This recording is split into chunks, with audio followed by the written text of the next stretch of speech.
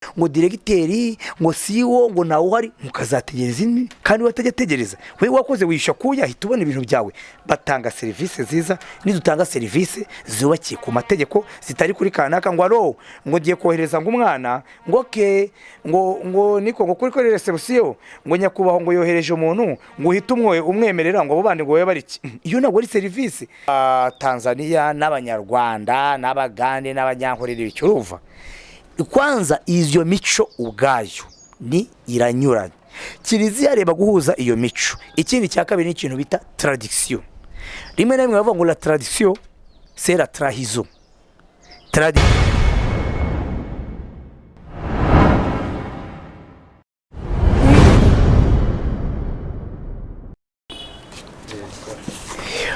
Okay, nukuri mbona turabashuje turabaramukije aho muri hose mu nzego zinyuranye, ubuzima bunyuranye, ahantu hanyuranye ku isi hose, duhereye mu Rwanda turasuhuza abo mu mujyi wa Kigali n'izindi ntara, turasuhuza abakunzi bacu bari mu gihugu cy'u Burundi, abakunzi bacu bari mu gihugu cya Kongo, mu gace ka Kivu y'amajyaruguru, Rucuro, Kivu y'amajyepfo, mu bisozi Murenge n'ahandi. Turasuhuza abanyarwanda bose bari Uganda, turasuhuza abanyarwanda bari mu bihugu binyuranye bya Afrika, turavuga hano za Malawi, za Zambia, za Zimbabwe, za Lesotho, za South Africa, za Namibia. Turasuhuza abanyarwanda bari mu bihugu by'i Burayi, ndavuga nk'Ububiligi huzuye abanyarwanda benshi n'Ababiligi n'Abakongomani. Turasuhuza abanyarwanda bari mu Buholandi, Ubufaransa, ibihugu bya Denmark, Sweden, Norvege. Turasuhuza abari muri Amerika, turasuhuza abari muri Canada. Twari benshi mudukurikiye, mudukunda, muduhozaho buri gihe umutima, kandi turabibashimira. Ni nabyo bidutereza ingufu zo gukora, dusuhuza abantu bose bumva ikinyarwanda. Ubu rero uyu munsi ni ikiganiro bita Umbaze Nkubaze. Kini Umbaze Nkubaze ni ibibazo muba mwarampaye kuri topic zinyuranye. Mbere yabyo ariko kanda like, kanda share, kanda subscribe, kora kuri iyo nzogera, bimenyeshe n'abandi kugira ngo ibiganiro nk'ibi bitazajya bigucika. Ubwo rero twatangira, mba mbifite hano, nahira kuri uyu mugabo ufite nimero 250 783 arambaza ati mwiriwe mwarimu mwiza, bizanshimisha nimubona ko muvuga ku tubazo tubiri. Ubuntu mu karere ka Nyanza mu isoko rya Nyazo ntushobora kuhatembera ngo wihahire ibishyimbo n'umuturage rekada umuguzi na koperative gusa nawe. Ikindi, ubu abantu barashoboye kuko navoka ari avoka, nta muturage wigurishiriza. Ihene koheje mu gihugu zahuzuwaka zambitswe agapfumuke ngo mu giturage henshi barumiwe bifata ku munwa nk'ihene na wa muhanzi. Ndavuga ihene kuko henshi mu gihugu zahuka zambitswe agapfuka ku munwa. Ikino kibazo se ngo tukijye mu mizi, ni ikibazo rusange. Iki kibazo ni ikibazo kiri hagati amashyirahamwe na ba nyirayo, abo yitirirwa. Ubundi amashyirahamwe yakaba yaba ba nyirayo, ariko amashyirahamwe kenshi aba yaba ayo bitirirwa. Amashyirahamwe nibyo koko mu Rwanda afite, uribaza ese ari niwe namenya politike turimo, ese ni communisme ni capitalisme, biragoye kubyumva. Ngo haraho dukora tukabira nk'abakomunisiti, hari naho dukora tukaba nk'abakapitalisti. Ibintu byinshi ubu byagiye mu mashyirahamwe, niyo gahunda ya leta. Noneho uko kugasanga niba wihingiye ikintu, wowe kujya kugihinga nta n'induru bagushyiraho, aho kujya kugisarura nshuti yanjye ntabwo byemerewe, urabanza ubyohereze mu mashyirahamwe. Byakabaye byiza ayo mashyirahamwe ari bamwe muri abo ba nyirayo, ko buriya mashyirahamwe iyo nyirayo uri hagarariye ishyirahamwe cyangwa abagize ishyirahamwe, abayobozi ari nabo bafite icyo bahuriyeho n'abandi bahagarariye, intera iba ari imwe, ibyifuzo ni bimwe, agahinda ni kamwe, umuhangayiko no mu ruho ni bimwe. Ikirubabaje rero usanga abantu bakunda kuyobora ari amashyirahamwe baba basa nk'abavuye ku ruhande. Imbibona no mu bamotari, kuva abamotari barirwa bataka, abacuruzi barirwa bataka, ukabaza se biti abantu batoye babamara iki ngo hari yase shahu ngo ntumenye nuko yageze muze muratora ngo nabyo amatora byino si kuva nyine biragucanze ugasanga ari abantu baje bameze nk'abantu baza nk'iwabo uri nk'umuhinzi akaba ari nkawe nyiri yifitiye imereye nk'uri ufite umufuka gutembagaramo atambagira afite nk'agakoni wenda niko twabyita mu buryo ndi kuba n'ubwari kayiki ubwakano kanya ntabwo azakugenderamo azabebeye muri ofisi ye bazanamo mu amafaranga sinya agutegeke ibyo ashaka ntaho bitandukanye na wa muntu washaka gusanga uri kwihingira cyangwa ugira akagendamo yifashe mu mifuka afite n'agakoni ati kora ibi ngibi utabikora urahanwa ariko mu by'ukuri we nta kintu ari gukora ari kurya iby'abandi ngiki kintu rero kibabaza nawe ubundi ayo mashyirahamwe ngewe biravugwa ahantu henshi hariya za Gisagara byaravuzwe ko nta muntu ushobora gufata ngo akanyamunyo ke ngo yiyengere kubera uruganda ruhari abantu bose bategetswe kujyana hariya kandi ikindi kikaba gucuruza rero bagira amashyirahamwe rigiye bafatanya nabo bagiye kugurana cyangwa kugurisha bakarya abanyamuryango basanzwe ku buryo usanga abanyamuryango wowe amata yawe yakuzabonamo amafaranga yanaya ku litiro igitoki cyawe yakuzakibonamo amafaranga yanaya ukajya kubona ukabona abigurishije make ariko ayo makeya we barayakuriye bakayagabana nyuma ibyo rero nta kindi nyine no kubyakira uko biri hano hari uwo bita Alexandre Barara komera bwana Karasira ikibazo nibaza ese ko umuco wacu wa kera umubano mu bantu ubunyangamugayo ubupfura gusabana ko baturanye ugenda ducika amaherezo azaba yahe muvandimwe hakorwa iki ngo dusigasire uwo muco uwo muco ugiye nkubonamo nk'ibintu nka bitatu umuco urakura ku buryo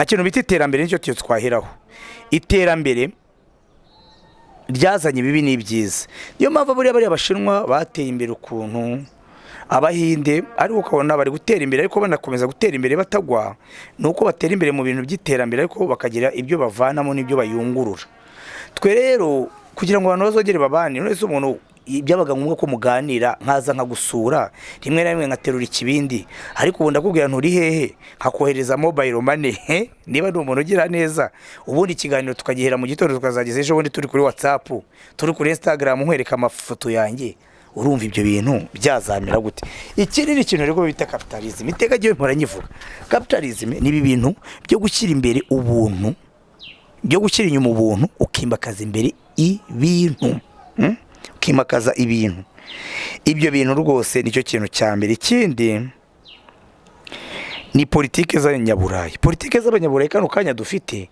zifitanu zihuriye cyane ndetse ariko cyangwa zaje zishimangira umuco umwe nk'abanyarwanda twigeze kugira nubwo twabanaga ariko umuco na n'ubu umeze nk'ikintu bita guhaka no guhakwa rero iyo uhaka ukanahakwa ndakurahiye nta muco w'ubumuntu nta rukundo wagira kuko umuntu haka akanahakwa iteka abagira ngo niba haka bamubone nk'igikomerezwa niba hakwa ahakishwa abandi umunwa n'ukuri yari afite agiye kubihakishwa niyo yirirwa ibintu byo kuregana ubu uzasanga ko abantu barigana gusange ngo abantu bari mu rwego runuru bakomeye abarimu bameze gute abapasiteri iyo bicaranye umwe bari kumva undi use iryo ngibyo byo hari hano bindenga ariko ibyo bintu jewe nkubwije ukuri mbere ya 90 ikintu nshobora kwemeza nuko nshobora kuba nari umwana ntabwo nari nakagize ubwenge ahubwo nabonaga abaturanyi babana nubwo hari igihe hazagamo utubazo ubwo nabonaga wapfusha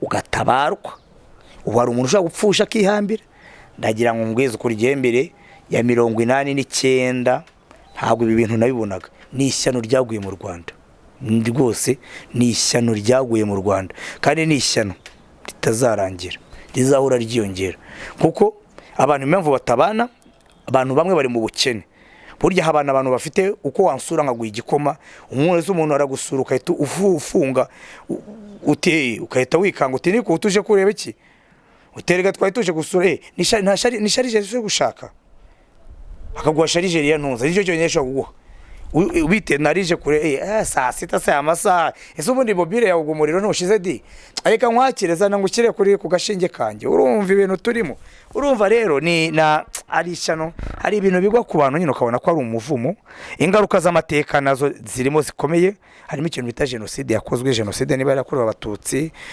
n'ibindi byagiye biba bikomeye, ibivugwa n'ibitavugwa, abantu aveti 94 ndetse n'ibyabanjirije 94 ugatereka guhera muri 90, ibitero bya hato na hato, ibisasu byajyaga biturika, ubwicanyi bwabaga, umuntu umwe yarapfuye bagafata abantu bakabica, guhera za 90 nyine kugereza na n'ubu inyamaswa muntu, kuko nibwo twabonye ko ari inyamaswa muntu. Masabunyangizi niwe uvuga ati inyamaswa muntu narayizinutswe. Nanjye nko ku giti cyanjye urukundo narwambwira ngo ndwumve kabisa, ngira nta wurungirira, ariko nanjye kuba nagira undi ugirira biraguye. Urumva nubu nta rukundo buriya n'abantu ubona babana ni inyungu, kuki kwereka ko umuntu adakunzwe nuko umuntu wamushyiraho icyaha, ugatubona abantu telefone ze bazabo wazivanyeho, nuko n'umuntu nka Karasira udagira amakosa mu myitwarire ya buri munsi cyangwa iki, aho uko ndi kuvuga kano kanya kuno kuri usanga nta muntu ukinyitaba, usanga bene wacu baramburotse, usanga ahantu hose ndi igicibwa, wabaza ngo kubera iki, ugasanga atari nuko akwanze, ariko ari bwa bwoba yabitswemo, sinzi cyatubitsemo ubwoba, sinzi niba muri izi mvura zigenda zigwa hari amazi agenda atuma abantu baba abanyabwoba, bakabinkunda mugayo, bagakunda kugambanirana. Niba wifitiye ubwoba uzacimishwa nuko ubona ari ugiye guhura n'ibibazo umwubikaho urusyo. Ngibyo ibintu abantu dufite. Kasiyani 250, 788, 962, 782, aha ubona ari yihe mico myiza twakwigira ku bazungu abera? Ese imico mibi yo bagira ni yihe? Rwose urabukoze. Ntago nize ubumenya muntu cyane, ariko iteka n'ukuri mbona kwa kuri kwaje, nundi azazaza no kuri kwe, nundi aza no kuri kwe. Imico myiza y'abazungu ni yihe? Kintu cyambere abanyafrika tudafite. Hano wavuze ubona ndi ntago wavuze u Rwanda, ngi ndavuga muri rusange, ntago ndi kuvuga u Rwanda. Abanyafrika ikintu cyambere badafite abazungu twabigiraho ari ikintu bita kubahiriza amategeko. Itegeko rigakora, rigakomera, rikaruta umuntu. Niba umuntu ageze kwitaba, agiye kuburana, agiye guterezwa cyamunara, ntibivuye ngo hari inkuru yaturutse bukuru. Iyo nkuru oya, hari inkuru yatanzwe n'itegeko ingingo iyi n'iyi n'iyi. Ibyo nibyo bya mbere tushobora kuzagiraho bikadufasha. Ikintu bita demokrasi. Demokrasi irakenewe. Ibi bababeshya nta terambere ishobora kuba hatariho demokrasi. Rwose indabahugero rwose demokrasi no gusimburana ku butegetsi. Urugero rworoshye, abantu babeshya abantu igihe kirekire, nabwo ari igihe kirekire muri iyi minsi ngo ya demokrasi n'ibyo abazungu. Ibyo n'abanyagitugu babishaka kugira ngo bakomeze bapfukirane nazita intama. Buri abategetsi b'igitugu nabagiranye n'abapasiteri kuno bafite intama zabo, abakozi b'Imana bafite abantu babeshye bakoresheje Imana, babintama babundikiye bakoresha ibyo bashaka. Abategetsi bamwe nabo b'Afrika bafite ukuntu babundikiye abaturage babo ku buryo ari intama babeshya ibintu, ukagira ngo n'Imana yabivuze ngo umuzungu ni mubi, ngo demokrasi ni mbi. Demokrasi, human right, ubikoresheje neza ko nawe ubwawe kugira akamaro ni gutari bibi. Ngo wabwira ngo amazi meza y'urubogobogo ni mabi, yaba mabi gutese. Ahubwo ikibazo urashaka kunywa amazi meza abandi ubahinuza. Bari abantu banarwanya demokrasi bo usanga iyo ibintu bibagezeho basaba demokrasi, human rights, usanga baramutse bafunzwe, baramutse bagiriwe nabi, iyo bagiye bagafaturwa mu mahanga n'ahandi basaza human rights, basabye za human rights. Ahubwo yabari gukora nayubahirize ibyo bintu. Impamvu nta human rights nta development yabaho. Urugero rwiza ni Libiya. Libiya nibaza umuntu uzambeshya ngo Libiya n'abazungu bayisenye kugeza n'ubu bakisenye. Impamvu tutemeranwa ni iye? Ndabayindi bihe bihugu basenyeri ibibabisenyera ugasanga n'ubu abaturage barakishyize hamwe. Libiya isenywa, Kadafi yarafite ubutegetsi mu myaka 42. Niki uretse yabyita ubwami kandi yari yaravanye umwami n'icyo kibazo. Ubyise ubwami nabyemera. 42 uburi gicu buri kamare nk'iki ko haba havuka abantu intanga zavutse, abana bavukiye mu bitaro binyuranye buri munsi uri gice abandi batashobora kabisa. Icyabigaragaje niki biriya byose barata na n'ubu Libiya ntiteze kuzajya imbere. Ntuvuge ngo nuko bayisahura, nuko atari yarateguye, ntibari bariteguye kuba badiyoborwa n'ubundi buyobozi bw'undi muntu. Kadafi yarakomeye kuruta inzego, nubwo yabicyaho n'inzego z'abaturage, we yari yabaye urwego rwo hejuru cyane. Nibyo kuko hari abantu yafashije, ariko sinzi no gukunda abantu. Rimwe na rimwe no gukunda abantu, ariko n'ubwirasi burimo. Ko gukunda abantu nabibyemera kuko mu buto ntawe yigeze afatasha, kandi nawe yarafite umutungo ukomeye. Ariko kuvuga Kadafi iyo bari umuyobozi mwiza ntabwo yari kwicwa bari kumushwanya gusa bakanabifotora. Samuel Do ntiyari kwicwa bari kumubaga iyo menye yuko hari ugusimburana na demokrasi. demokarasi si mwambwiye y'abazungu ariko abaturage bakakwiyumvamo haye puruta muraho mari ntabwo yigeze apfa gutyo wayoboraga abatalibani Bin Laden bo baraswa n'umwanzi ariko abaturage bayoboye bo barabakundaga ntabwo uzumva ngo abatalibani ubutegetsi bufata buvanamo abatalibani ntabwo baza kubera ko abantu babafashe ngo babice gutya kubera iki abaturage bose babafashe bunzu ibintu bimwe urumva demokarasi irakenewe kubariza uburenganzira bwa muntu kwisanzura mu byo uvuga kuko bituvuga birahita ibi bintu utavuga ukabibika bijya mu mutwe nibyo bigutera stress nibyo bigutera depression nibyo bigutera frustration niyo mpamvu umva ahantu hamwe na hamwe abantu biyahura cyane nuko ari ibintu babitse ntibagira ngenge nemereye demokarasi hazamo no kwigaragambya nongere nsobanura ibyo bintu ndikuba muri rusange ngeranyije n'abazungu wambashije abazungu ugira ngo abazungu harurusha igisirikare abafaransa cyane nirwa gukontorora bita bajire jaune hari yajya abimyigaragambyo gatwika imodoka ubwo we mu mutima uratiye kumbaza ngo ngo ayo Karasira ngo nawe arakurakabya ngo none wose wari utukuntu uruva utari ubusazi c'est bon umuntu niko ateye umuntu n'umusazi mu byo kuri somehow none umuntu yo mushyizemo ibintu bari abantu zwa bimyigaragambyo ibizwe ngo izaba muri period yini batwika amamodoka bagure yandi kubera iki no mu buzima busanzwe hari uyu mugabo ashwana n'umugore yabo umugabo cyangwa umugore cyangwa umwana agafata icyo bita vie sérieuse akayimena akayirangiza uzi kiza cyabyo uwo mujinyo baburi gihe rimwe mu myaka 3 ariko ushira uraruhuka kumva jire jaune bavuze ibi ariko hari n'abadepite jaune nabonye barwanye ni Ukraine bo baterana n'ingumi na Uganda bararwaye umuntu arade ati Karasira ati iyo niyo demokarasi je impamvu nkubwira ngo iri yari yagiye singwa ntidukabye ariko iraruta gucecekisha impamvu giye mvuga iri ya demokarasi hari aho barwanye ubwo na ntuza yazajyayo uriya evode ko evode nabonye ukuntu yahiritse uriya mukobwa nabonye yashobora gukina ibintu byitera amakofi ibyiza buriya abana musaba kajya mu kosita kajya muri Ukraine banaga ingumi byataye abo bantu ukambwira ngo bakoze ibintu bibi cyo nkakubwira nti uzarebe umukongomani iyashwanye n'umugore we umukongomani umugore akubita umugore ariko mbukiye akahita amugurira igikwembe ibyo nibyo kuri je navuga ko ari byiza kuruta kwibombarika kuko bari abantu batamenye ibintu nibi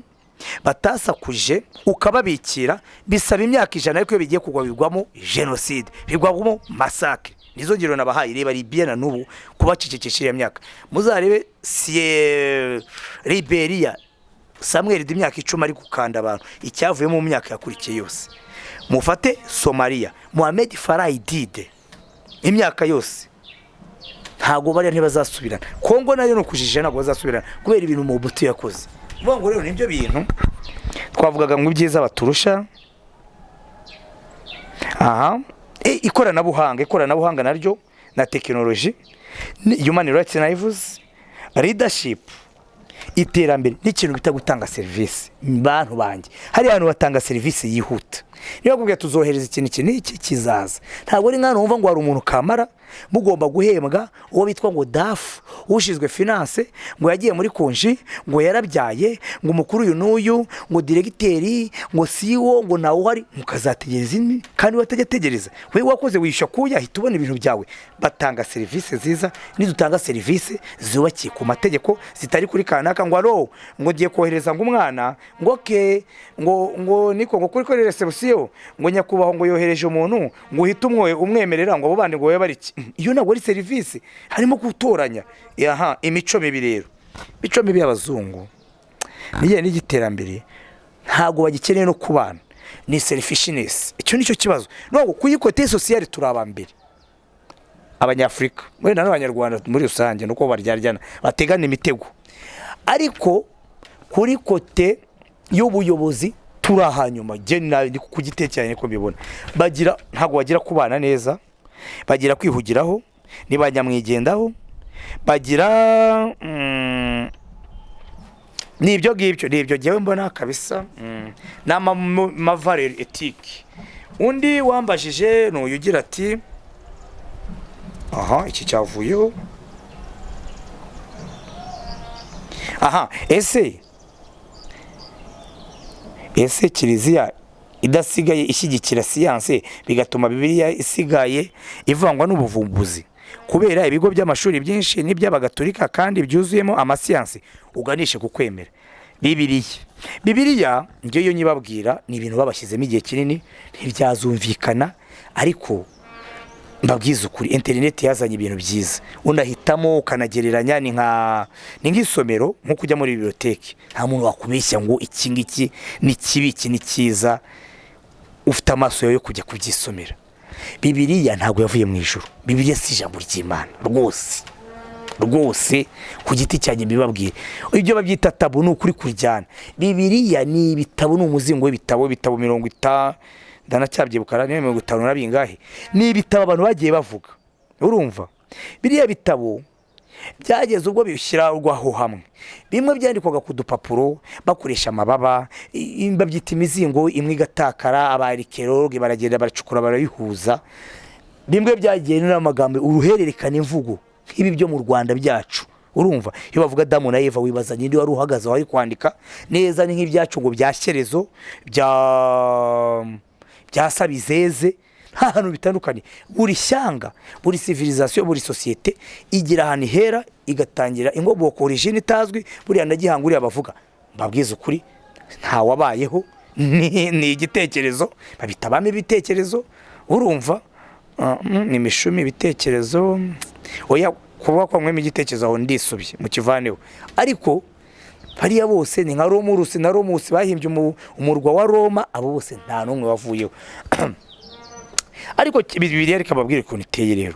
Bibiliya ni ibitabo kwanza byanditswe n'amoko anyuranye, ariko buriya isoko cyane yabyo buriya biri izingiro riri muri Siriya, ni muri Siriya, ariko bikandikwa hari abaperse baje, abagereki, abaromani, abo yo mbavuga n'ubwoko butandukanye. Ni nk'igitabo cyakwa ariko n'abakongomani, n'abatanzania, n'abanyarwanda, n'abagande, n'abanyankorera bicyuruva. Kwanza izo mico ubwayo ni iranyuranye, Kiliziya reba guhuza iyo mico. Ikindi cya kabiri ni ikintu bita tradition. Rimwe na rimwe bavuga ngo la tradition c'est la trahison. Tradition ni trahison. Niba uvuga ngo ibintu byavuye mu rurimi runuru, ubu Bibiliya iri mu ndimi zose, hafi ya zose zivugwa ku isi, kandi bavanye ibintu mu giheburayo. Igiheburayo hari icyo bashaka kuvuga, hari sens figure sema fond na forme. Ibyo bintu abaritereri barabizi. Ntabwo gowe nk'urugero rworoshye, giyewe Karasira ndavuze ngo urambashije wowe uti niko Karasira ugiye he, nkakubwira giye sinza aho ngiye. Nujye gukora tradition uzavuga ngo je ne sais pas où je vais or I don't know where I'm gonna. Urumva ntabwo ariko byabivuga mu by'ukuri. Bamubwiye ngo foot-moi cyangwa ça ne te regarde pas, ugiye sinza aho ngiye, ça ne te regarde, ntibikureba. Urumva nibyo jyewe uramaje ngo ugiye he, sinza aho ngiye, iyo zaho ngiye ariko ntabwo biri muri business yawe. Urwo ni urugero rwiza rwo kubabwira rero yuko Bibiliya kandi yubakwa ku kintu bita filozofi. Ni ikintu filozofi na amagambo abiri ariko avuga gukunda ubumenyi. Kera habagaho ibintu bigenda kuri esoterique, mythe, ibyo bitekerezo, ariko filozofi ikagenda yibaza ibigira ibintu rationnel, impamvu mu buryo bw'iki bufatika. Atavuga ngo umwana ngo buri yavutse, ngo impamvu umwana avuka ngo hari akantu ngo akantu kava mu ijuru ngo kakamanukamo ngo mama ngo akazabyara. Bararibaza se n'umugabo ahura n'umugore intanga, ni ngiyo filozofi bakibaza. Ubwo rero impamvu harimo siyanse, ibyo bintu babikora mbere hari ubuvumbuzi bwawe butari bwaza, ubu bagerageza kubisanisha nabyo. Ariyo mpamvu usanga mu byo Galileo yavugaga ko isi igenda basanze yaravuga gukuri. Ibyo rero nibyo uyu nguyu nashaka ngo muzavuge ku mafaranga yako abaturage y'umutekano. Ni ukuri turarengana cyane, abatuye Kimironko bacuruza utuntu tworoheje. Iki kibazo rero, ibi bibazo biri ahantu henshi biterwa. Ibyo bibazo muzabibaze mu nama y'ababyeyi, akagoroba k'ababyeyi, inama y'umutekano, kuko bino bibazo ntabwo na generaliza. Giye maze kubona yuko imirenge, utugari bigira ukuntu bakora, bakagira amarondo y'umwuga kwayo yabo, ukabona bamwe uko bakora siko abandi bakora. Ntabwo nabigira rusange muri uru Rwanda, gusa shimira abaturage ko abaturage baritanga. Niko bantu muraza mukabona imihanda yarubatswe y'imigenderano n'ibiki n'ibiki, hari n'ibyo leta idakora. leta iravuga ngo twishakemo ibisubizo. Urumva, ndagira ngo mbabwize ukuri, abantu biyubakira ibintu bagutegeka amafaranga. Mu Rwanda bashobora gutegeka bati senya ibyo bintu n'intoki turazigira. Wari wabaje icyo kibazo byabaye Butare, abantu bakagira ngo barapfuye. Sinzi ukuntu biyaranje, ukabona barabibonye tu. Niyo mpamvu abantu ya Rwanda bagoye, ntiwamenya niba banakennye kuko ni ibintu bigoranye. Uyu nguyu Patrick Kabera we ni Facebook. Ikibazo ufite nagira ngo muzambariza abayobozi b'u Rwanda, ni kuki batohereza abanyarwanda, kuba batorohereza abanyarwanda kuba mu mahanga kubona ibyangombwa ko mu carte d'identité, acte de naissance, kandi bafite ababyeyi mu Rwanda. Kuba umunyarwanda ukaba nta burenganzira ufite bwo kubona acte de naissance, byose akarengane. Ebe bintu akatongera ngisubiremo. Carte d'identité kuvuga ngo immigration nangize urashaka kuza cyangwa gusubira immigration bakora neza. Ibi rero n'ubuyobozi bw'ibanze. Ibi bintu nange ariko ntabwo mbyumva. Mu bintu binambabaza ibi bintu bibamo. Kuko usiko no mu kazi tumwe na tumwe uhasanga ibibazo nk'ibyo ukumva ikoranabuhanga twirirwa turirimba mu gitondo na nimugoroba riba hehe. Ugasanga wagiye mu kazi bakwaka ibyangombwa byose. Nyuma y'imyaka 3 ngo ngeruza n'ibyo byangombwa. Bya bindi bya mbere kumva ibyo bintu byaye bikwiye kubikwa mu mamashini. Twagiye iyo tugiye gufata amaranga muntu baba batuzi. Niba baba batuzi, bazi kuri ingaragu, bazi ko wavutse, ibyo byose barabizi. Ni gute wogera bakujyana mu zindi nzego ngo ibyemezo agite yuko ndiho, ngo Karasira ndiho. Kiye naza nabwira umuyobozi ngo yango ntago njya nkubona mu muganda. Yoye kutambona mu muganda ntago uretse kugenda mu mujyamo wabona abandi babivuga ugenge mu muganda. Nzabereka ikarita. Ugiye ikibazo ari kwibaza. Kuba nubahiriza gahunda wite za leta bituma je ntabaho. Wenda ndiho ngomba kujya kwigishwa ariko nabaje kubona uburenganzira bwanjye. Urumva ibyo bibazo rwose ibyo birahari. Mwebwe bo hanze ubusinzi byanyu na hano birahari ni kibazo. Ntago wabona none rero n'abantu utamenya ngo uzabaza ngo uyu muntu hari n'igihe bavuga ngo genda huvuka. Kanjye urugero rworoshye gisiza aho mvuka. Ko twabaye ahantu turahimuka, hari tongo. Tujya handi turahimuka. Ukagenda ukaba mu kiyovu cy'abakene babacyura mwese ari icyo gihe abantu bazi ko wenda wakoreye ubukwe cyangwa iki, bamwe bakajya batsinda, abandi bakajya bukire. Nzagenda menye Nyumba 10 wo mu kiyovu cy'abakene aho yabaga. Nzagenda mbonye Nyumba 10 koko umukuru w'umudugudu hari yakiruhura aho yabaga, kandi bose baragiye. Baye bakwiye kurushya ibintu kabisa. Ikibazo cy'ibyangombwa simwe bo hanze. Natwe hano birakomeye. Hari umuntu ukubwira ati je nabaga ari kumuhima hana ati umuntu twe tuziranye umuyobozi w'akagari yitwaga gutya, ariko ikintu babaje ubasigaye yaribereye yibera icyangugu. Azajya icyangugu. Uriya nawe azavuga ati uzi komite nubwo hari undi wari ukuza ushinzwe imibereho myiza y'abaturage. Ibi bintu biragora ariko bo rimwe na rimwe n'ababikorangira ngo babagira ngo wenda tugoke ni training erega ni nk'iya gisirikare, ariko rimwe na rimwe ari igihe mvuga bino bintu ndakaye aho tujye tubyemera ko ari nabyizo show. Ongeramo kime ibiturusha byose ntimukababare mujye mubyakira. Buriya bintu nk'urukingo niyo takingirwa we n'umwana wawe uzakuva akingirwa azakomeye ni adaptation y'ukunani rupfe ubishoboye muri ibi binanirana azajya niyo tabi Rwanda yajya n'ahandi bajya bambwira ngo n'abanyarwanda iyo bageze ahandi bahita biyadabuta cyane, ngira ngo n'utwo tuntu na tumwe bagenda bahura natwo. Gusa nanjye icyo kiba kimbabaje ko je mbiyiziho kujya kwaka icyangombwa ngo abantu bakuzi, abantu bazije nta muntu nzi. Abantu bamaye ka tujye mba mu geto amezi 3 ngajye ni mu amezi 3 ntamenyana nanditse kuba nta muntu ufite uzije we mbizire. Ufite aho uvuka barahasenye, ahandi barahasenye, abayobozi bose barabasenye bagenda imishwirire ntidushwirire. Okay, reka tujye kuri uyu ibi by'amafaranga iki twakirangije. Buraho neza utuganirize ku ntwari z'u Rwanda. Ese ni ryari umuntu ashyirwa mu ntwari? Ese imiryango zimwe mu ntwari ziturukamo ahanda avuga abana ababyeyi abavukanyi bahabwa agaciro nk'umuryango ukomokamo izo ntwari? Intwari zacu z'u Rwanda imanzi sinkizibuka neza ariko zirimo ibice bitatu. Mwese mwarakoze abatari bashyirwa mu ntwari ariko ari intwari, kuko ziriya ntwari uburyo zishyirwaho gihe nabigeranya nkuko abatagatifu bashyirwaho. Vatikani nishyiraho abatagatifu ishyiramo abakoreye neza kiliziya mu nyungu za kiliziya, ariko umuntu wakoze nk'ibyo ubutagatifu atari mu nyungu za kiliziya ashobora kutabamo, ariko nawe ukabona ni umutagatifu. Izi ntwari zacu zo mu Rwanda aho tutagiye kure rwose ubona ari abantu bagiye ari intwari z'ubutegetsi buriho. sinkubeshye kuko na mbere zari ziriho habagaho bitwa bagitera abitwa bambuye umutwa bari abahabyara Imana bari intwari bakayibanda ku butegetsi bwari buriho ubutegetsi intwari nyinshi ziri mu bintu bya politike nicyo kibazo ariko je nemera yuko intwari yari yose je nkunda gushyigikira intwari ku munsi w'intwari je nifatanya n'intwari itazwa ahubwo aso umusirikare ko ntabwo intwari ari ukugana urwamba n'umusirikare twazwe n'awayo wa musirikare bahaye amawoda yo kwica abantu akanga kuyica wa musirikare witanza akaruhura agakiza abantu bagombaga gupfa wa musirikare habaga ibikorwa bibi byo gusahura ntasahure wa musirikare wajyaga mu bintu byo gufata ku ngufu kuviyora akabyanga wa musirikare wabonaga bagiye kwica umuturage ari no kwa wuda akavuga ati nyura hano wakiginga we nyura hano we donc we pumbafu donc so by the way donc abo mu mpande zose muri abasirikare bazima ntimuzwi ariko hari n'izindi ntwari ubutazwi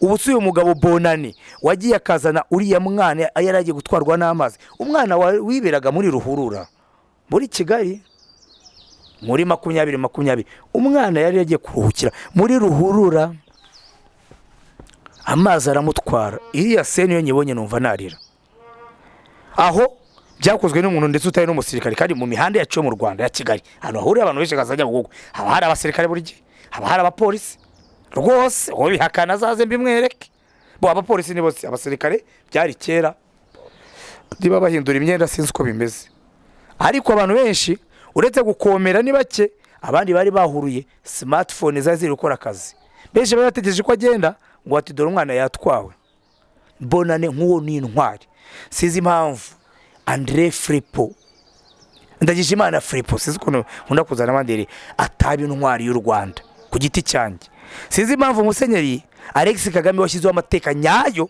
ariko kubera ko bamwe abarya cyangwa bamwe kutayamenya kwabo kutayamenya kwa bamwe byafasha abandi sizi impamvu Musenyeri bigira umwami ataba intwari ko bakoze ibintu bituma dutekereza Kinyarwanda kishiri Musenyeri Alexis Kagame sizi impamvu padiri witanze akavuga ibintu mu gihe cyari gikomeye nka Sindambiwe atakabaye intwari ubwo rero navuga nti uko ibintu bimeze nyabuna iby'intwari by'ino gusa buri muntu wese namugira inama yuko yakagiye ab'intwari ku giti cye kandi akanifatanya n'intwari ariko intwari sizo batubwiye zonyine hari intwari nyinshi zagiye zibaho intwari kenshi kimwe n'amateka byandikwa n'ufite ubushobozi bwo kubikora murakoze murakarama mwihanganye byari bya bibazo byanyu ariko nanjye narihanganye byose ndabifata uwumva atashubijwe mwakonya mugashyiramo ibibazo aho ngaho muri YouTube nka comment nzabisubiramo nyuma y'iyo ndirimbo mukore like share subscribe mukore kuri ako kazogera gatukura Imana ibafashe tuzogera gusubira Imana nibishaka peace and love equality and justice peace